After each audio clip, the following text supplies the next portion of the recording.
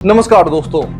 आरा के पूर्व सांसद आरके सिंह, जी हां, आरा के पूर्व सांसद आरके सिंह के बगावती बोल शुरू हो गए हैं। बिहार विधानसभा चुनाव से ठीक पहले आरा के पूर्व सांसद, पूर्व आईएएस ऑफिसर और एक ईमानदार राजनेता आरके सिंह के बगावती बोल शुरू हो गए हैं। जी हां, आरके सिंह ने मांग किया है कि सम्राट चौधरी इस्तीफा दे, दिलीप जायसवाल इस्तीफा दे। जी हां, प्रशांत किशोर ने कई एक सारे नेताओं के पोल खोल अभियान शुरू कर रखे हैं, जिनके लपेटे में संजय जायसवाल, दिलीप जायसवाल, मंगल पांडे और सम्राट चौधरी, इन चारों नेताओं के नाम, ये तो चारों नेता बीजेपी से हो गए और जेडीयू से अशोक चौधरी, इन 4-5 नेताओं के पीछे प्रशांत किशोर पड़े हुए हैं। प्रशांत किशोर लगातार प्रेस कॉन्फ्रेंस कर रहे हैं और इन नेताओं के बारे में लगातार कई एक भ्रष्टाचार के आरोप लगा रहे हैं। अब उसी पे प्रतिक्रिया देते हुए भाजपा नेता और आरा से पूर्व सांसद आरके सिंह ने भी मोर्चा खोल दिया है और आरके सिंह भी प्रशांत किशोर के साथ जाते दिख रहे हैं। आरके सिंह ने बड़ा बयान देते हुए एक चैनल से बातचीत करते हुए, एक न्यूज एजेंसी से बातचीत करते हुए आरके सिंह ने कहा कि सम्राट चौधरी को इस्तीफा देना चाहिए। अब सवाल खड़ा होता है कि सम्राट चौधरी पे क्या आरोप लगे हैं, उन्हें क्यों इस्तीफा देना चाहिए। तो आरके सिंह कहते हैं कि अगर प्रशांत किशोर आरोप लगा रहे हैं कि सम्राट चौधरी 7वीं फेल है, तो प्रशांत किशोर का जो आरोप लगा है उसका जवाब देना चाहिए। आरके सिंह आगे कहते हैं कि भाई, लोगों पे, जो भी लोग राजनीति करते हैं, जो भी लोग पब्लिक डोमेन में है, उन पे अगर थोड़ी सी भी आरोप लगती है, थोड़ी सी भी आंच आती है, तो वो अपने डिफेंड में आगे आते हैं। लेकिन यहां कई एक दिन बीत गए हैं, लेकिन सम्राट चौधरी ने अपनी डिग्री नहीं दिखाए।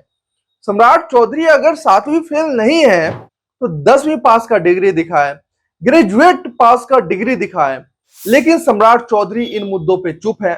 आरके सिंह कहते हैं कि अगर सच में 7वीं फेल है और जो भी आरोप प्रशांत किशोर लगा रहे हैं, अगर ये सभी बात सही है, तो सम्राट चौधरी को इस्तीफा देना चाहिए। अब बात करें, आरके सिंह ने दिलीप जायसवाल पर क्या कहा। आरके सिंह ने दिलीप जायसवाल पर कहा कि भाई, उन्हें भी इस्तीफा देना चाहिए। अब दिलीप जायसवाल को क्यों इस्तीफा देना चाहिए, उनके ऊपर पीके ने क्या आरोप लगाए हैं। तो प्रशांत किशोर ने उनको हत्यारा बताया है, उनको मर्डरर बताया है और साथ ही एक माइनॉरिटी कॉलेज पे कब्जा करने का आरोप लगाया है। भाई, अगर आरके सिंह कह रहे हैं कि भाई, अगर यह बात सही है, दिलीप जायसवाल हत्यारा है, दिलीप जायसवाल अगर माइनॉरिटी कॉलेज हड़पे हुए हैं, तो उन्हें इस्तीफा देना चाहिए, आगे आना चाहिए। और ये भी कह रहे हैं आरके सिंह कि अगर दिलीप जायसवाल सही है और प्रशांत किशोर का आरोप गलत है, तो मानहानि का केस ठोके। ये चुप क्यों है ये लोग। साथ ही आरके सिंह ने यह भी कहा, अशोक चौधरी पे 200 करोड़ के घोटाले का आरोप है और उनके ही मुख्य प्रवक्ता नीरज कुमार, जी हां, अशोक चौधरी जिस पार्टी में है, नीतीश कुमार के दाहिने हाथ कहे जाते हैं, जनता दल यूनाइटेड, जनता दल यू के ही मुख्य प्रवक्ता नीरज कुमार प्रशांत किशोर के साथ खड़े होते दिख रहे हैं। कह रहे हैं कि माननीय नेता यानी कि नीतीश कुमार के बारे में भ्रष्टाचार से कोई समझौता नहीं करते हैं। अगर किसी पे आरोप लगा है तो मीडिया में आना चाहिए, सामने आकर स्पष्टीकरण देना चाहिए, जवाब देना चाहिए। लेकिन अशोक चौधरी चुप हैं। इस बात को लेकर नीरज कुमार कह रहे हैं कि भाई, अशोक चौधरी आगे आए, इससे पार्टी और नेता का चेहरा धूमिल हो रहा है। और इस बात का समर्थन आरके सिंह कर रहे हैं। आरके सिंह ने साफ साफ कहा, भाई, नीरज कुमार के बातों से मैं सहमत हूं। अगर अशोक चौधरी पे भी आरोप लगा है तो उनको भी सामने आना चाहिए। इन तमाम बातों के बावजूद आरके सिंह से पूछा गया कि पवन सिंह आपके पास आए थे, क्या कुछ बातचीत हुई। तो आरके सिंह ने बताया कि पवन सिंह शर्मिंदा थे, वो हमारे पास माफी मांगने आए थे। पवन सिंह आरके सिंह के पास माफी मांगने गए थे और कह रहे थे कि पार्टी ने मुझे पहले टिकट दिया, फिर टिकट वापस ले लिया, इससे मैं अपमानित महसूस कर रहा था, इसीलिए मैं लोकसभा चुनाव में खड़ा हो गया।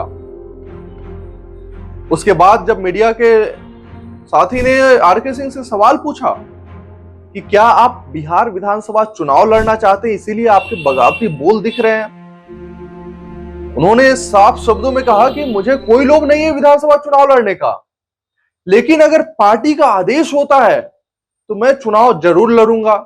उसके बाद आरके सिंह जेडीयू के दो बड़े नेताओं के खिलाफ संजय झा से मिलते हैं जाकर। कहते हैं कि भगवान सिंह कुशवाहा और राधा चरण शाह को अगर पार्टी टिकट देती है, एनडीए से अगर वो टिकट लेकर आते हैं तो मैं उनके खिलाफ घूमूंगा। साफ शब्दों में वो संजय झा से मिलकर इन बातों को रखते हैं। और भाजपा के भी दो ऐसे नेता हैं जिनके बारे में आरके सिंह अमित शाह और जेपी नड्डा के पास जाकर शिकायत करते हैं, राघवेंद्र सिंह और अमरेंद्र सिंह। इनके बारे में वो पार्टी के हाई कमान के पास रिपोर्ट सौंप कर आए, ये एनडीए को खोखला कर रहे थे और आज अगर ये एनडीए से टिकट लेकर आएंगे तो आरके सिंह इसका विरोध करेगा। अगर आरके सिंह इसका विरोध करेगा तो जाहिर सी बात है कि आरके सिंह का अपना एक वोट बैंक है। आरके सिंह ने ऐसे ऐसे काम किया है क्षेत्र में, लोग उनके मुरीद हो गए हैं। आरजेडी के लोग भी कहते हैं कि भाई आरके सिंह अगर कहीं से आएंगे तो मैं उन्हें जिताऊंगा। लेकिन इस बार हार का कारण पवन सिंह रहे। अगर पवन सिंह चुनाव नहीं लड़ते काराकाट से, भाजपा के विरोध में नहीं जाते पवन सिंह, तो आरके सिंह को जीतने से कोई नहीं रोक सकता था इस बार। अब आरके सिंह लगातार जेडीयू के भी नेताओं से मिलते हैं, भाजपा के भी नेताओं से मिलते हैं, नामों की लिस्ट सौंपते हैं कि अगर इन नेताओं को टिकट मिलती है, अगर ये नेता टिकट लेकर आते हैं तो मैं इनका विरोध करूंगा। जब मीडिया के लोगों ने इनसे सवाल पूछा कि पार्टी आप पे कार्रवाई कर सकती है, तो उन्होंने कहा कि छोड़िए इन बातों को, कार्रवाई से आरके सिंह नहीं डरता है। जब सर्विस में भी मैं था तो ऐसे कई एक धमकी मिलते रहता था, इसीलिए इन बातों को छोड़िए। अब इन तमाम मुद्दों पे आप क्या कुछ सोचते हैं कि भाई आरके सिंह ऐसा क्यों कर रहे हैं? क्या वो विधानसभा चुनाव लड़ना चाहते हैं या फिर उनका कोई और मकसद है? क्योंकि इतने बड़े बड़े नेता सम्राट चौधरी, दिलीप जायसवाल जैसे बड़े नेताओं से इस्तीफा की मांग कर रहे हैं और अगर सही है तो जवाब देने की बात कर रहे हैं। तो इन तमाम मुद्दों पे आप क्या कुछ सोचते हैं? कमेंट में अपनी प्रतिक्रियाएं जरूर रखें। बहुत बहुत धन्यवाद आपका।